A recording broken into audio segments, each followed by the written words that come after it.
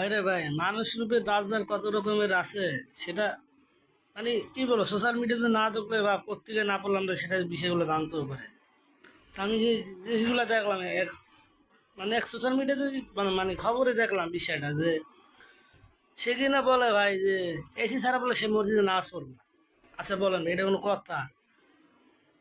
মানে একটা মুসলিম ঘরে যে সন্তান সন্তান তার কি এই ধরনের কথা কি থাকবে বা এই ধরনের কথাগুলো আসা মানে আমরা করি এরকম কি বিষয়টা তো এরকম।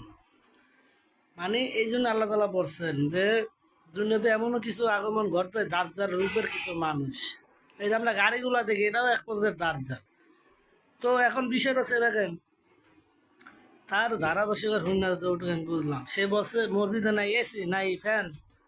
আচ্ছা এখন বলেন, সারা যে কোনো বিশ্বে বাংলাদেশে যেখানে মসজিদ বলেন, টিনের বলেন, বিল্ডিং বলেন, এমন কোনো মসজিদ আছে যে ফ্যান নেই?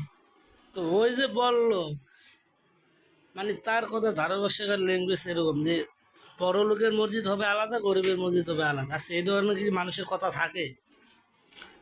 তা মানুষের কতটুকু নৈতিকতা, মানুষের জ্ঞানবোধ থাকলে মানুষ এই ধরনের কথাগুলো বলে? তো পাবলিক প্লেসে কথা বলার আগে তো ভাই তোমার একটু হুঁশ থাকা উচিত।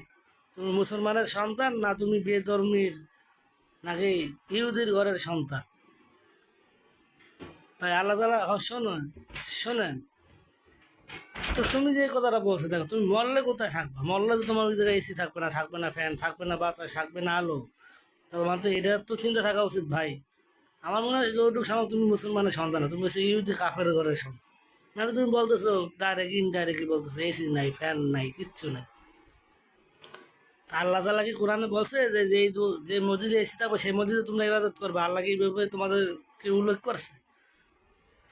তাহলে এই যে মানুষ সেরেক কাহারে বলে, সেরেক তো এই ধরনের।